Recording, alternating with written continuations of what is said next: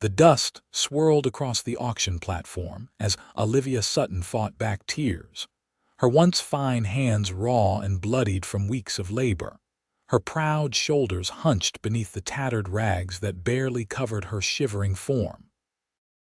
The crowd of miners, cowboys, and businessmen jeered and shouted bids, while the auctioneer's voice rang out across the dusty square of Lone Pine, California, announcing her as prime stock, despite the dirt caked on her face and the hollow look in her once bright eyes.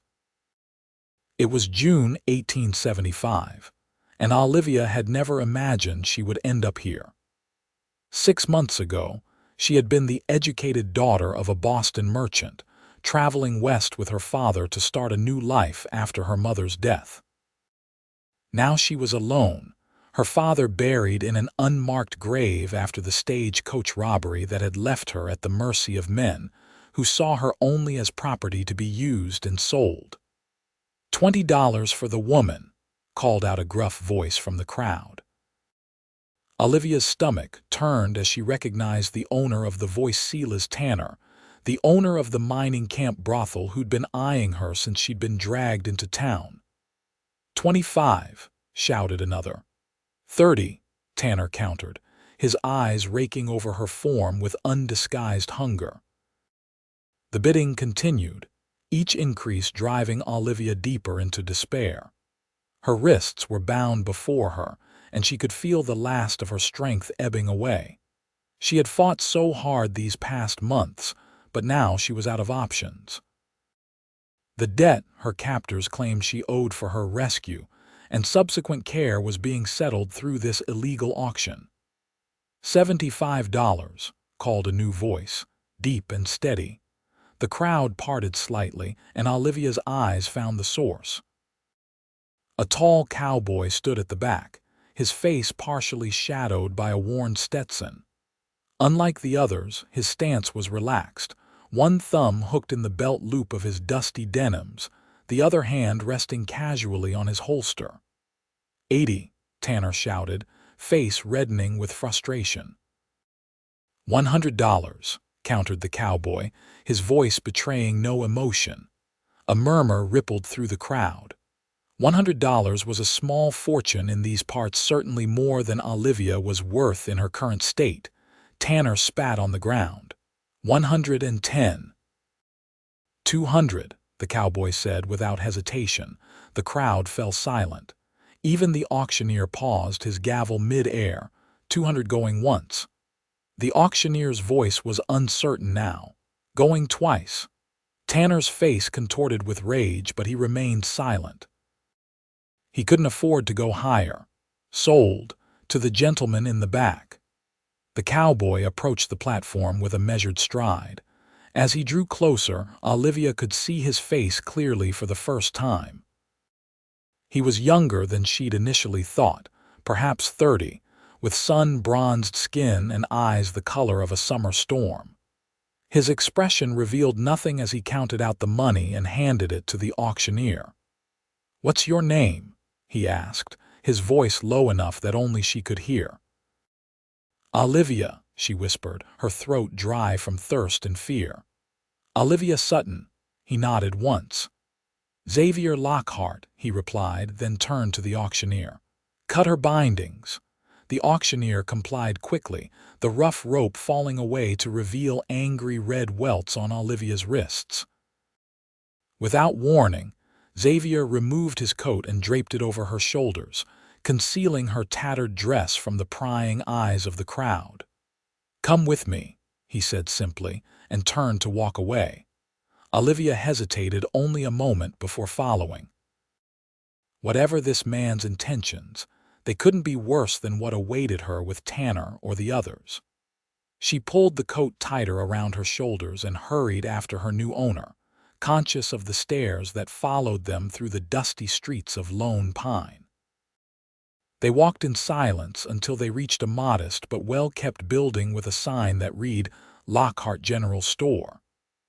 Xavier held the door open for her, and Olivia stepped inside, blinking as her eyes adjusted to the dimness after the harsh sunlight. "Mrs. "Holloway," Xavier called, and an older woman emerged from the back room, wiping her hands on her apron.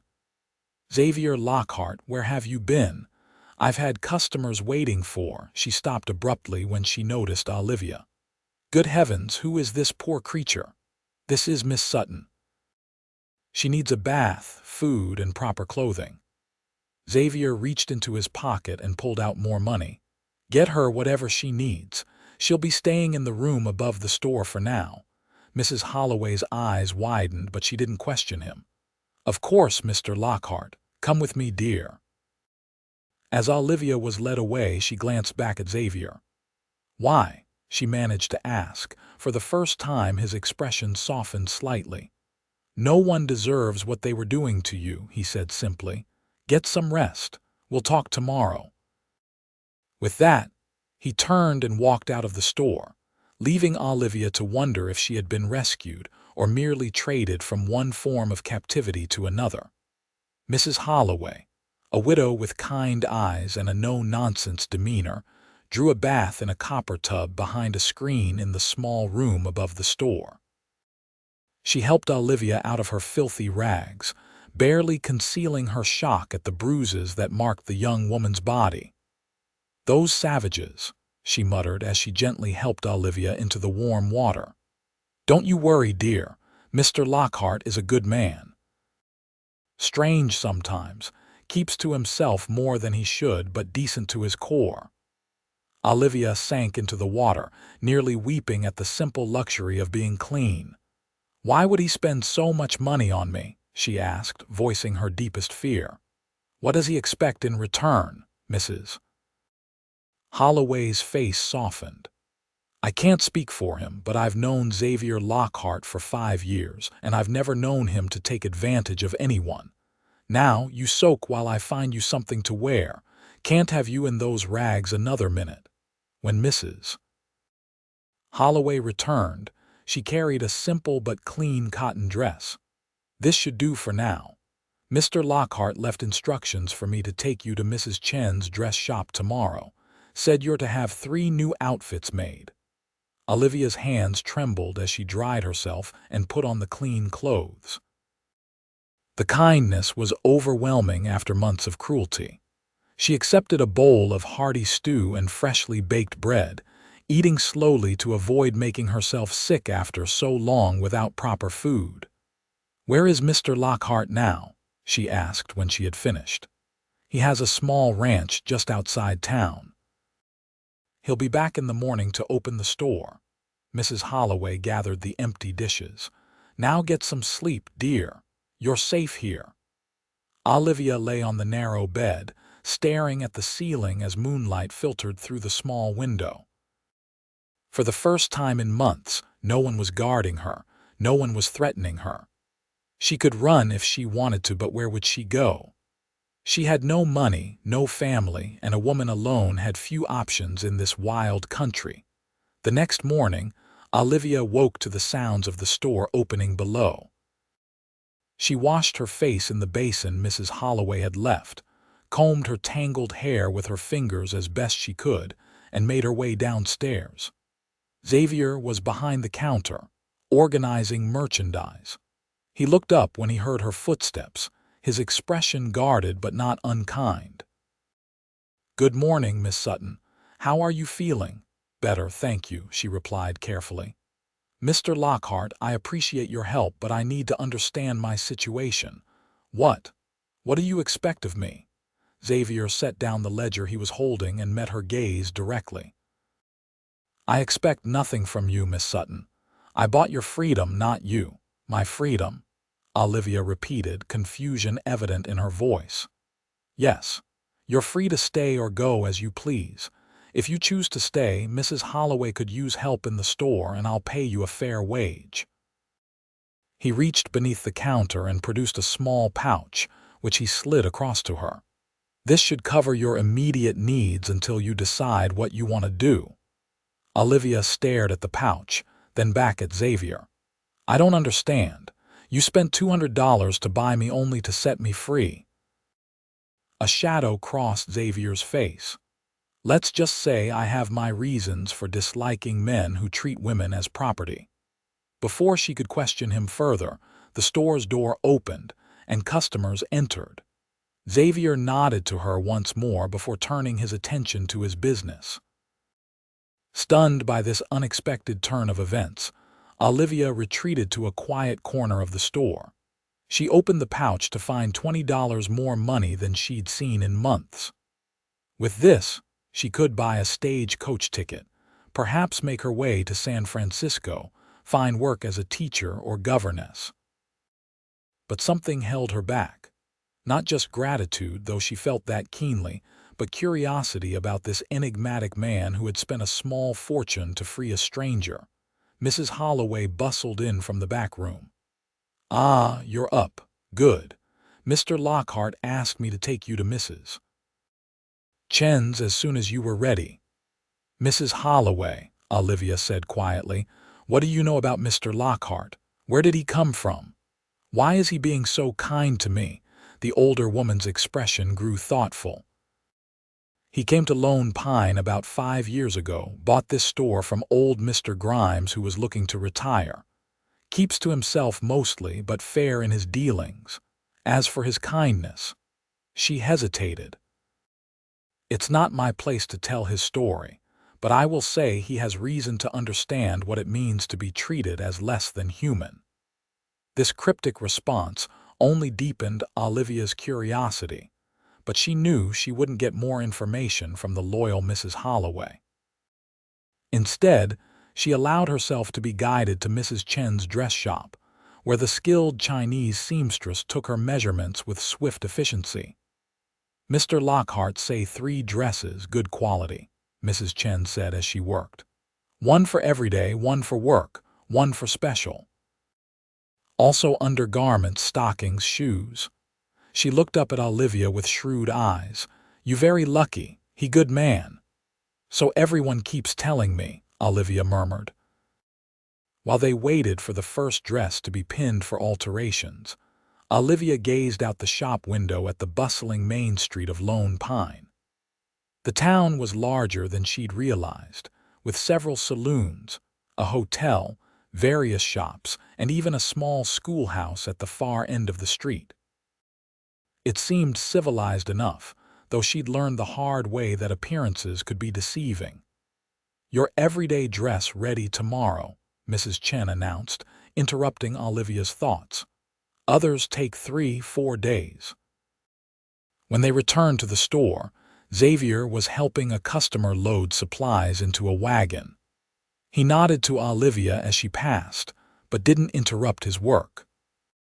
Throughout the day, she observed him from a distance, noting how he treated each customer with the same respectful attention, whether they were wealthy ranchers or struggling miners.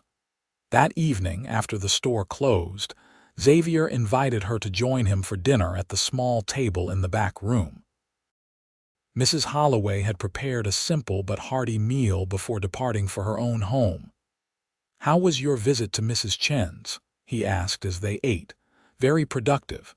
She's quite talented," Olivia replied. "Mr. Lockhart, the clothes, the money, it's too much. I don't know how I can ever repay you." Xavier set down his fork. "There's nothing to repay, Miss Sutton. I did what anyone should have done." "But not what anyone would have done," she countered. "Most men at that auction had very different intentions." His jaw tightened. "Yes, well, I'm not most men." "So I'm gathering," Olivia said softly. "Mr. Lockhart, would you tell me about yourself? How did you come to Lone Pine?" Xavier was silent for so long that Olivia thought he might not answer. Finally, he spoke, his voice low and measured. "I was born in Texas. My father was a rancher, my mother a schoolteacher from Philadelphia who came west seeking adventure. They built a good life together." He paused, his eyes distant. "When I was 16, raiders attacked our ranch. My parents were killed. I was taken." Olivia's breath caught. "Taken?" "By a group of men who made their living capturing people and selling them in Mexico. I spent 2 years as a slave on a hacienda before I managed to escape."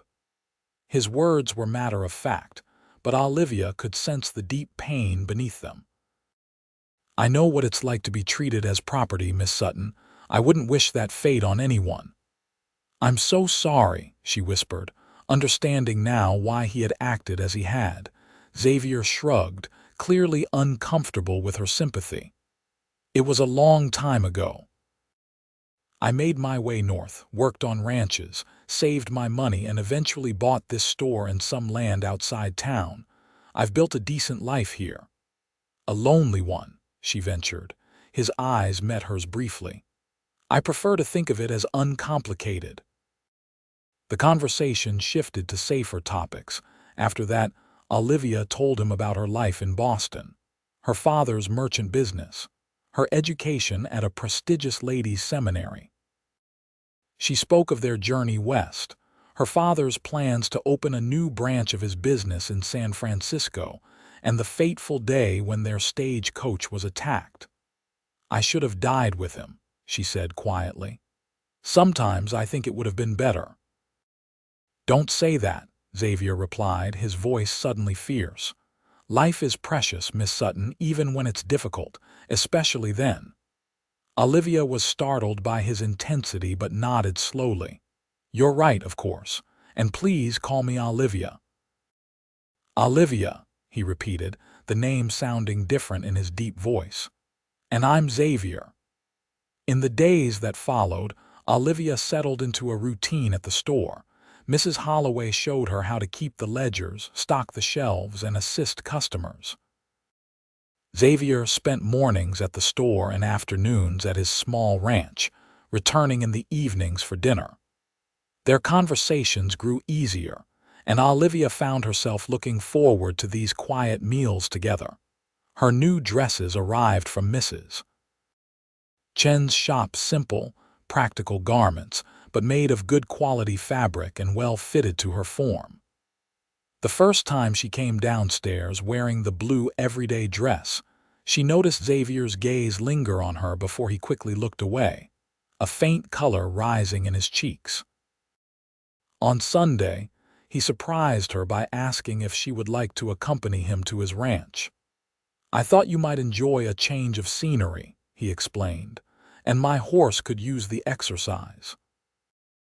They rode together on his sturdy gelding, Olivia seated before him in the saddle, acutely aware of his solid presence at her back, his arms around her as he held the reins. The ranch was smaller than she had imagined, a modest cabin, a small barn and a corral with half a dozen horses, but the setting was beautiful, nestled in a valley with mountains rising in the distance. "It's not much," Xavier said as he helped her dismount, "but it's mine." "It's lovely," Olivia replied honestly.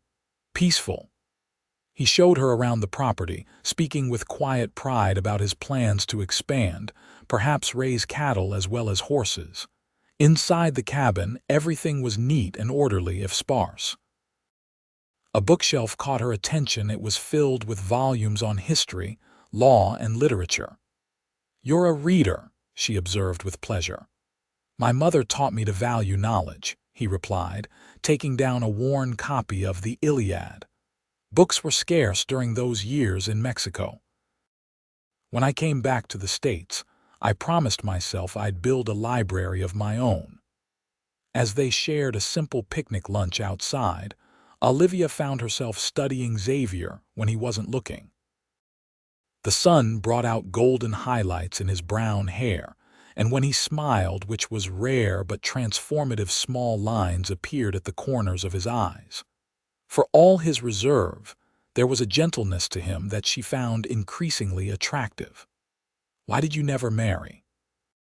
she asked impulsively, then immediately wished she could take back the too personal question. Xavier looked surprised but answered candidly, "I never found anyone who—" He paused, searching for words. "Who I thought could accept my past and who I could trust with my future." The honesty of his response touched her deeply. "I understand," she said softly. "After what happened to us, it's hard to trust again." "Is that how you feel?" he asked, his gray eyes searching hers. "Yes," she admitted, "but less so every day I'm here." Something unspoken passed between them in that moment, a recognition of shared pain, but also of possibility. The peaceful afternoon was interrupted by the sound of approaching horses. Xavier tensed, his hand moving instinctively to the pistol at his hip. 3 riders appeared over the rise, and Olivia recognized one immediately: Silas Tanner, the brothel owner who had bid against Xavier at the auction. "Stay behind me," Xavier said quietly, rising to his feet as the men approached. Tanner reined in his horse a few yards away, flanked by 2 rough-looking companions, his eyes fixed on Olivia with undisguised resentment. "Well, well, Lockhart, I see you're enjoying your purchase," he sneered. "Didn't take you for the type to keep a woman for yourself.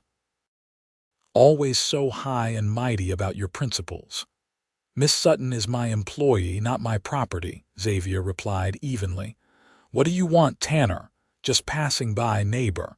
Tanner's grin was ugly. "Though I might make you an offer.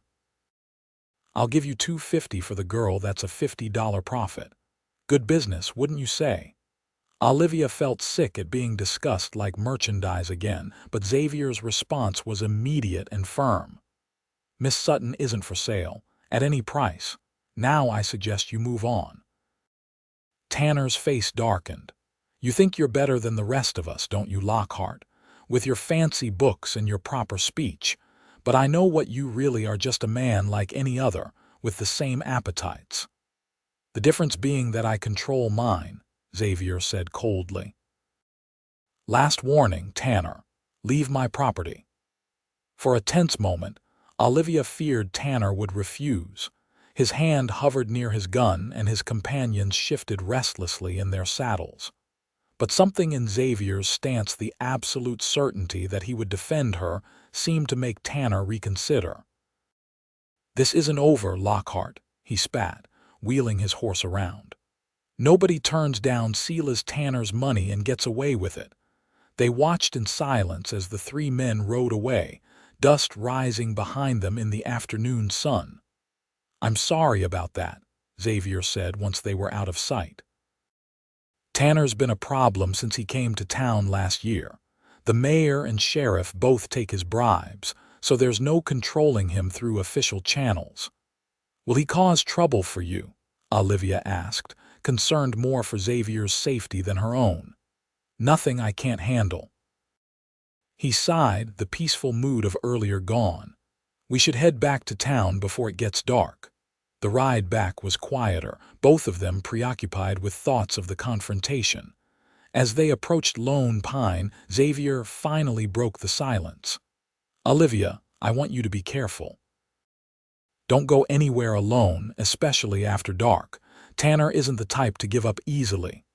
"I understand," she replied, touched by his concern. "Xavier, thank you for standing up for me, for treating me like a person, not a possession." His arms tightened slightly around her waist. "You don't need to thank me for that. Ever." The next morning, as Olivia was helping Mrs. Holloway prepare the store for opening, a smartly dressed woman entered. She introduced herself as Mrs. Eleanor Whitmore, wife of the bank president and head of the local Ladies' Aid Society. "Mrs. Holloway, good morning," she said with a tight smile before turning her attention to Olivia. "And you must be Miss Sutton. I've heard about you." Olivia straightened her spine, knowing exactly what kind of hearing Mrs. Whitmore had done. News traveled fast in small towns, especially news about a woman sold at auction and then taken in by a bachelor storekeeper.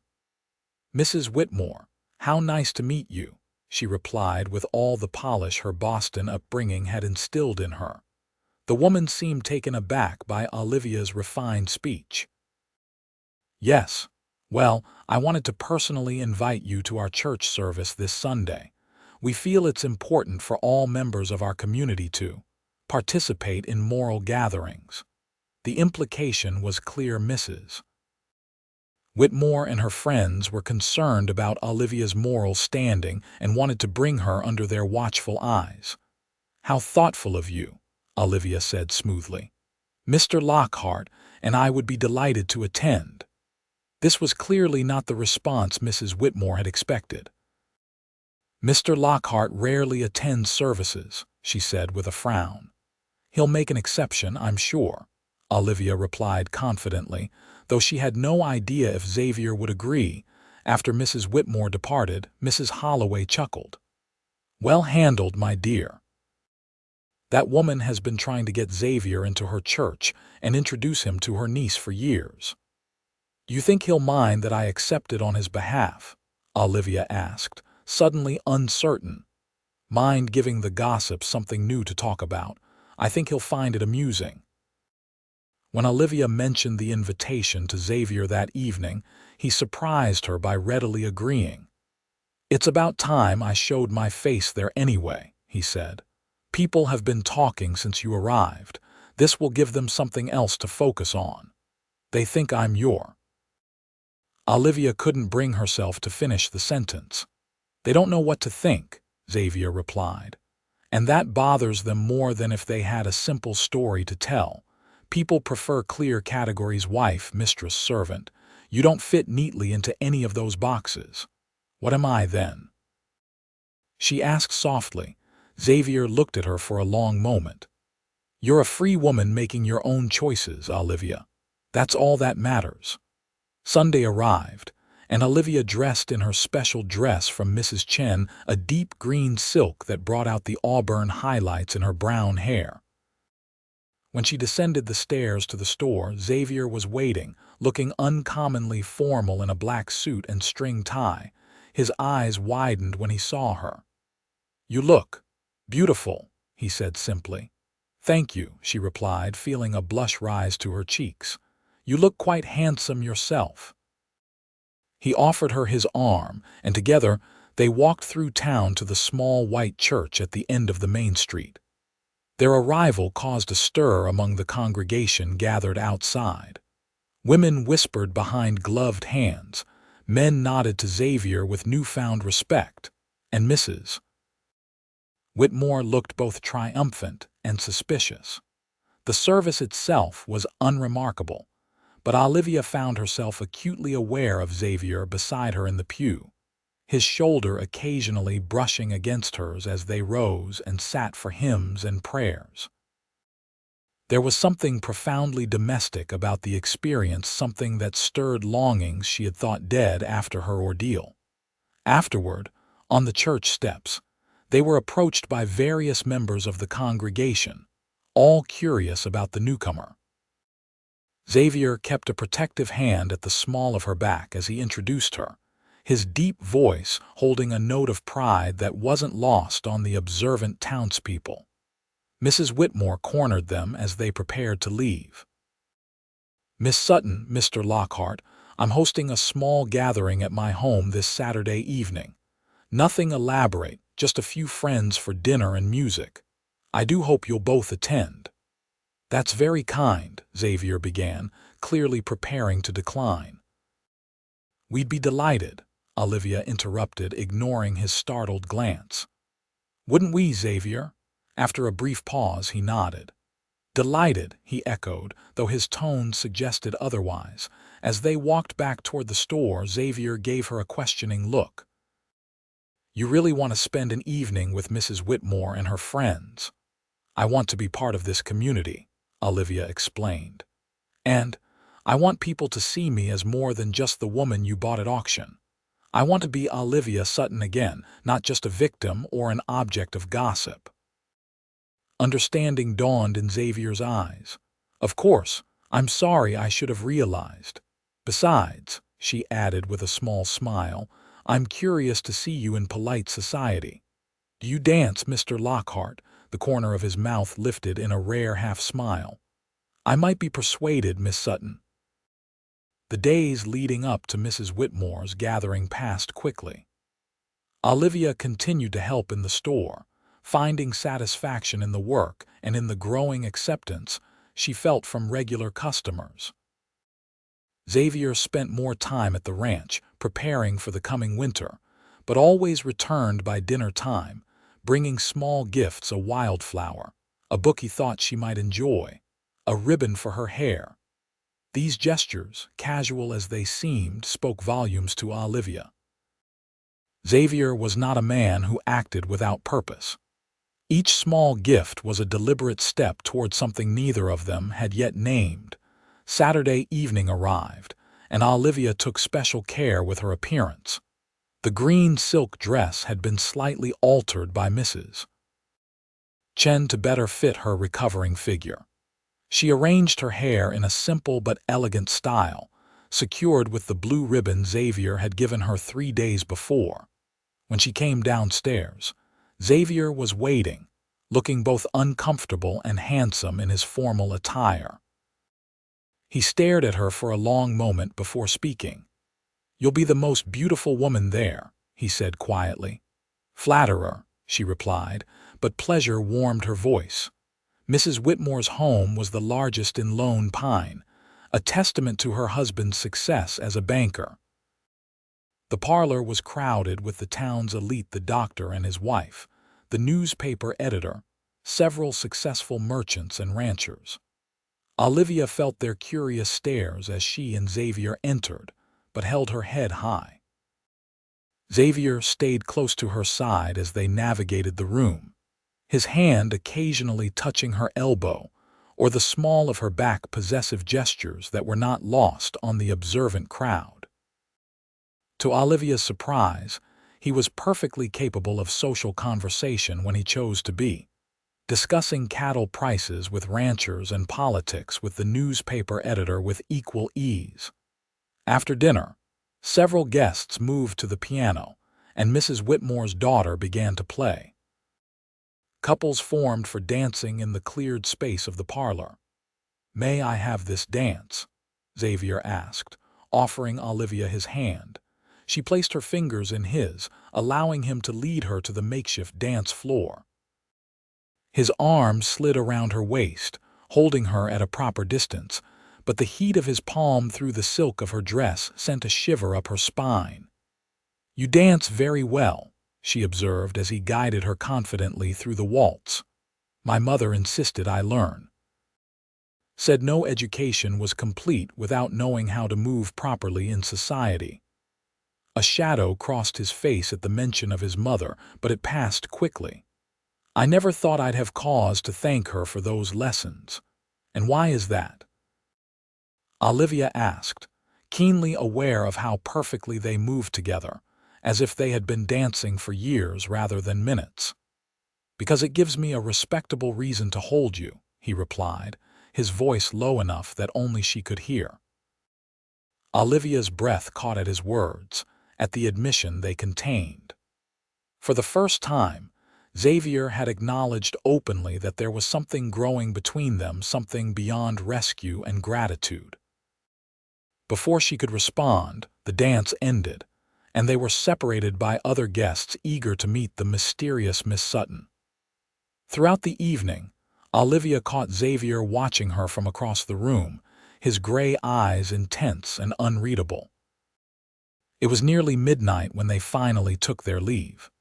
The night air was cool after the warmth of the crowded house, and Xavier draped his coat around Olivia's shoulders as they walked through the quiet streets toward the store.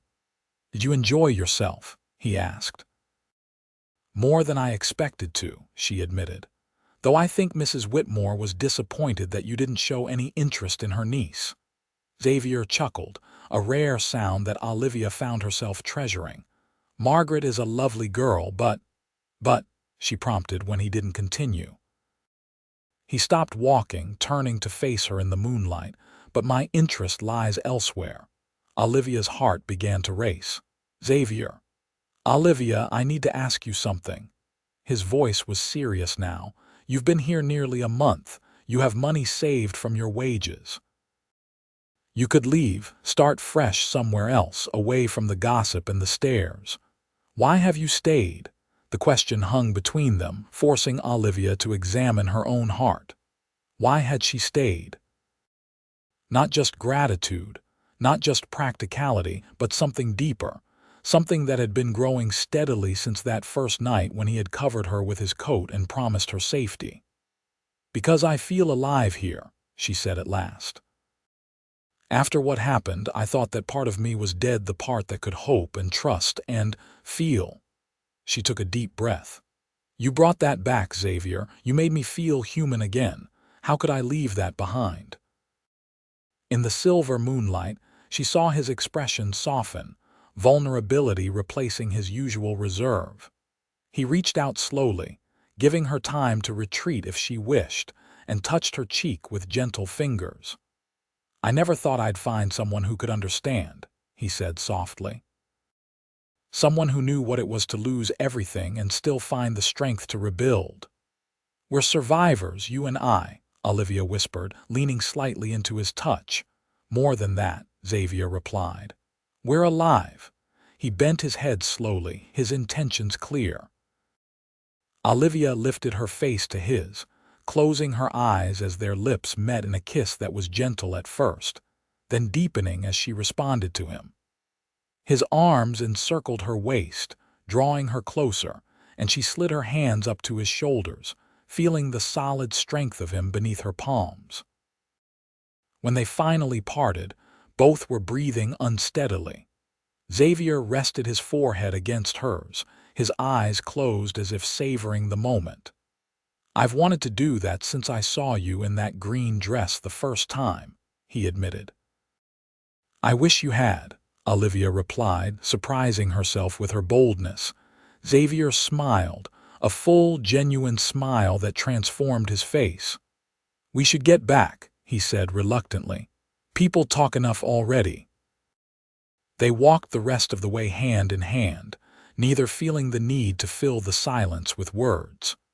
At the store, Xavier unlocked the door and followed Olivia inside.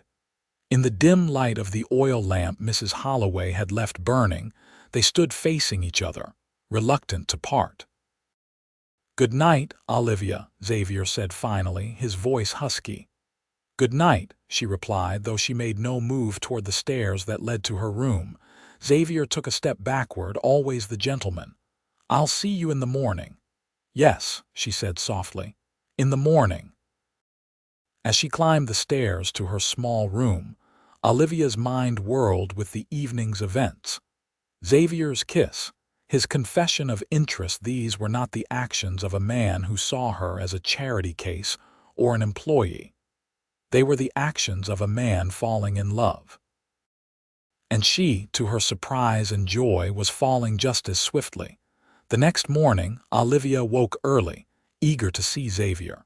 She dressed quickly in her everyday blue dress and hurried downstairs, only to find Mrs. Holloway alone in the store. "Good morning, dear," the older woman greeted her. Xavier rode out to the ranch at dawn, said there was some urgent business with one of his horses. Disappointed but understanding, Olivia threw herself into the day's work. Sunday was a quiet day at the store, with only a few customers stopping in for forgotten necessities. By late afternoon, she found herself watching the door anxiously, wondering when Xavier would return. When he finally did arrive, just before closing time, Olivia could tell immediately that something was wrong. His expression was closed, his movements tense as he strode into the store. "Xavier," she questioned softly. "Is everything all right?" "Fine," he replied curtly, then seemed to catch himself. More gently he added, "I'm sorry, it's been a long day. Mrs. Holloway, you can head home. I'll close up." The older woman gave him a searching look but nodded and gathered her things. As she passed Olivia, she squeezed her arm reassuringly before departing. Once they were alone, Xavier locked the front door and turned to Olivia. "We need to talk." "That sounds ominous," she said, trying for lightness but feeling a knot of fear form in her stomach. "Tanner and his men burned my barn last night," Xavier said without preamble. "The horses got out, thankfully, but it's a total loss." Olivia gasped. "That's terrible. Did you report it to the sheriff?" Xavier's laugh was bitter. "Sheriff Dawson suggested that perhaps I should be more careful with my lanterns. He knows perfectly well who did it." "This is because of me," Olivia realized with horror. "Because you wouldn't sell me to him." "No," Xavier said firmly, taking her hands in his. This is because Tanner is a vicious, vindictive man who can't stand being denied anything he wants. It's not your fault. What are you going to do? Xavier released her hands and paced the small space behind the counter. That's what I've been thinking about all day. Tanner won't stop here. He'll keep escalating until he gets what he wants. Me, Olivia said flatly. Or revenge for being denied you, Xavier corrected. Either way, as long as you're here, he has a reason to come after me, after us. The implication of his words struck Olivia like a physical blow. Are you saying I should leave? No. Xavier's response was immediate and vehement. He crossed to her in 2 strides, taking her shoulders in his hands. I'm saying we should leave together. Leave Lone Pine. Olivia was stunned. But your store, your ranch, are just buildings and businesses. I can start again somewhere else. His eyes searched hers intently. The question is, would you come with me, not as my employee, but as... As what? She whispered, needing to hear him say it. Xavier took a deep breath. As my wife, Olivia. If you do me the honor. For a moment, she couldn't speak, overwhelmed by his proposal and all it represented. This man who had rescued her, who had given her back her dignity and freedom, was now offering her a future, a partnership built on mutual respect and growing affection. This isn't just because of Tanner, is it? She asked, needing to be certain. Tanner merely forced the timing, Xavier replied honestly. I've known since that day at the ranch when you stood beside me unafraid that I wanted you in my life permanently. I've been trying to find the courage to ask. Yes, Olivia said simply. Yes, I'll marry you, Xavier. The tension visibly drained from his body, replaced by a joy that lit his eyes. He pulled her into his arms, holding her tightly against his chest, his heart beating strong and steady beneath her ear. We'll leave tomorrow, he said into her hair. I have money saved, enough to start somewhere new. Where will we go? Olivia asked, not really caring as long as they were together. I was thinking San Francisco, Xavier replied. It's a growing city, plenty of opportunities, and no one there would know about how we met. A fresh start, Olivia murmured, liking the sound of it. For both of us, Xavier agreed, tilting her chin up to kiss her softly. That night, they made plans late into the evening. Xavier would sell the store to Mrs. Holloway's son, who had been looking to start a business of his own. The ranch land could be sold quickly to a neighboring rancher who had expressed interest before. They would take the stagecoach to Sacramento, then a steamer to San Francisco. In the morning, Xavier rode out to the ranch one last time while Olivia remained at the store with Mrs. Holloway, explaining their sudden decision. To Olivia's relief, the older woman expressed understanding rather than surprise. I've seen how he looks at you, Mrs. Holloway said, patting Olivia's hand. Like a man who's found water after crossing a desert, you'll be good for each other. Xavier returned by midday, bringing with him the few personal possessions he wanted to keep: his books, a silver pocket watch that had belonged to his father, and a small portrait of his parents that he had recovered years after his escape from captivity. We need to stop by the church, he told Olivia. I spoke with Reverend Phillips this morning. He's agreed to marry us today. Today, Olivia repeated, suddenly nervous. But I'm not prepared. I don't have a proper dress. Or, you have this, Xavier interrupted, producing a package wrapped in brown paper. I asked Mrs. Chen to make it last week, before all this happened. It was going to be a Christmas gift. Olivia unwrapped the package with trembling fingers to reveal a length of cream-colored silk, exquisitely embroidered with tiny flowers along the edges. It's beautiful, she breathed. Mrs. Chen can alter one of your dresses to incorporate it, Xavier explained. If you'd like to wait a day, that is. I just thought, no, Olivia interrupted, making up her mind. Today is perfect. We'll stop at Mrs. Chen's on the way to the church." 2 hours later, Olivia stood before a small mirror in Mrs. Chen's back room, hardly recognizing herself. The seamstress had worked a miracle, taking apart and reconstructing her green silk dress with the cream-colored fabric to create a wedding gown more beautiful than anything Olivia could have imagined.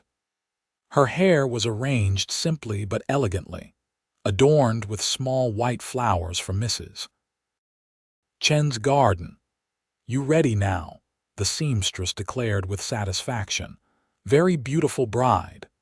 The ceremony was brief and intimate, with only Mrs. Holloway, Mrs. Chen, and Reverend Phillips as witnesses. Xavier had arranged for the stagecoach to hold their departure until after the wedding, and it waited outside the church to take them on the first leg of their journey. As they exchanged their vows, Olivia was struck by the certainty in Xavier's voice, the unwavering commitment in his gray eyes as he promised to love, honor, and protect her for the rest of their lives. When he slid a simple gold band onto her finger, another hurriedly arranged purchase from the town's jeweler, she felt as if her heart might burst with happiness. "I now pronounce you man and wife," Reverend Phillips declared. "You may kiss your bride." Xavier's kiss was gentle but possessive, a promise of the life they would build together. When they parted, his smile was one of pure joy, an expression Olivia had never seen on his face before. They barely had time for hurried goodbyes before boarding the stagecoach. As the driver cracked his whip and the horses lurched forward, Olivia looked back at the small town of Lone Pine, at the place where her life had both reached its lowest point and found its new beginning. "No regrets?" Xavier asked, his arm around her shoulders as the coach picked up speed. "None," she replied truthfully, leaning into his embrace. "Except perhaps that we didn't do this sooner," he chuckled, pressing a kiss to her temple. "We have a lifetime to make up for lost time, Mrs. Lockhart." The name sent a thrill through her. Mrs. Lockhart. Not Olivia Sutton, the victim, but Olivia Lockhart, the wife, the partner, the beloved. Their journey to San Francisco took nearly a week, 2 days by stagecoach to Sacramento, then 3 more by steamer down the river and into San Francisco Bay. They stayed in modest hotels along the way, Xavier always arranging for adjoining rooms for propriety's sake, despite their married status. On their final night before reaching San Francisco, as they dined in the steamer's small dining salon, Olivia finally asked the question that had been on her mind. "Why are we waiting?" she said softly, so only Xavier could hear. "We're married now." Xavier's fork paused halfway to his mouth and a flush crept up his neck. "I thought, given what you've been through, you might need time." His consideration touched her deeply. This was the man she had married, one who put her needs and comfort above his own desires always. "I appreciate that," she said, reaching across the table to touch his hand. "But I don't want to wait anymore. I want to be your wife in every way, Xavier." The look he gave her made her heart race, a mixture of desire, love, and reverence that she had never seen directed at her before. That night, when he knocked softly on the door connecting their rooms, Olivia was waiting, her hair loose around her shoulders, wearing a simple cotton nightgown Mrs. Holloway had insisted on adding to her hasty trousseau. Xavier entered slowly, as if giving her time to change her mind. He had removed his coat and boots but was otherwise still dressed. "Olivia," he said, her name a caress on his lips. "Are you sure?" In answer, she crossed the small space between them and placed her hands on his chest. "I've never been more sure of anything in my life." With infinite gentleness, Xavier gathered her in his arms and kissed her, not the restrained kisses they had shared before, but one filled with all the passion and longing he had kept carefully controlled until now. Olivia responded with equal fervor, her hands sliding up to tangle in his hair, pulling him closer. When he finally lifted his head, they were both breathing hard. "I love you," he said, the words simple but profound. "I think I've loved you since the moment you looked at me without fear, even though you had every reason to be afraid." "And I love you," Olivia whispered back, "for seeing me when I was invisible, for valuing me when I had been treated as worthless." That night, Xavier showed her what true intimacy could be: tender, respectful, passionate, and healing. In his arms, the last shadows of her ordeal faded, replaced by the bright promise of their future together.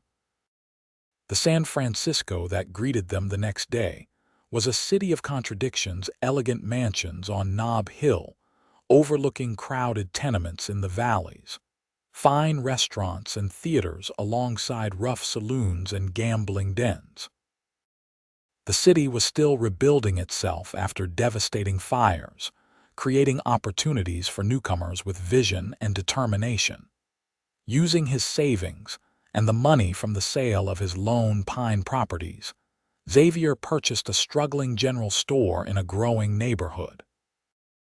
With Olivia's help, they transformed it into a thriving business, expanding their inventory based on her knowledge of Eastern fashions and goods that the increasingly cosmopolitan citizens of San Francisco desired. They lived in the rooms above the store at first, but within a year had saved enough to buy a small house on a quiet street nearby. Xavier hired 2 clerks to help in the store, allowing him and Olivia more time together and the opportunity to become involved in their new community. 2 years after their arrival in San Francisco, Olivia gave birth to their first child, a son they named James, after Xavier's father. The day she placed their baby in Xavier's arms, she saw tears in her strong husband's eyes for the first time. "He's perfect," Xavier whispered, gently touching his son's tiny hand. "Perfect, just like his mother." As James grew from infant to toddler, the Lockharts' business continued to flourish. They opened a second store, then a third, creating a small chain of Lockhart General stores throughout the rapidly expanding city.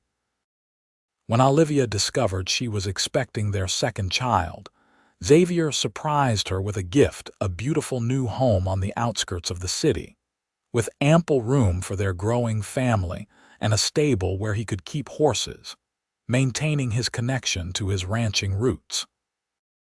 "You've given me everything I ever wanted," Olivia told him as they stood on the porch of their new home, watching 4-year-old James chase butterflies in the garden. Her hand rested on her swelling abdomen, where their daughter grew. Xavier's arm tightened around her shoulders. "I could say the same to you," he replied. "Family, purpose, love, everything that was taken from me, you've restored 100-fold." Their daughter, Elizabeth, was born in the spring of 1880, a beautiful, strong-willed child who had her father wrapped around her tiny finger from the moment of her birth. 2 years later, they welcomed another son, David, completing their family. On the 10th anniversary of the day, they met that terrible day at the auction block that had, against all odds, led to their happiness. Xavier presented Olivia with a special gift: a beautiful dress made of the finest blue silk, with a note that read, "From rags to silk, and from despair to joy. Thank you for these 10 years, my love." That evening, as they stood together on the porch of their home, watching their children play in the garden, Olivia leaned against her husband's solid strength. "You ever think about how unlikely our story is?" she asked. "That day in Lone Pine. One decision changed everything." Xavier turned her gently in his arms so he could look into her eyes. At 40, he was still handsome, the gray at his temples only adding to his distinguished appearance. "It wasn't just one decision, Olivia. It was 1,000 decisions after that: to trust each other, to be honest, to build something together instead of letting the past define us." Still, she persisted, if you hadn't been there that day. But I was, he said simply, and I always will be, right beside you where I belong. As the sun set over San Francisco Bay, painting the sky in shades of gold and crimson, Xavier bent to kiss his wife, both of them grateful for the journey that had brought them here from the depths of despair to the heights of joy, from rags to silk, from strangers to beloved family. In the years that followed, the Lockhart story became something of a legend among their friends and family, the tale of a brave cowboy who defied convention to rescue a woman in need, and the resilient woman who helped him heal his own wounded heart. Their children grew up knowing that love could overcome even the darkest circumstances, and that true wealth had nothing to do with money and everything to do with courage, compassion, and commitment. And though neither Xavier nor Olivia ever returned to Lone Pine, they carried with them always the knowledge that sometimes the worst moments of our lives can lead us to the best if we are brave enough to recognize the opportunity when it appears, and wise enough to seize it with both hands.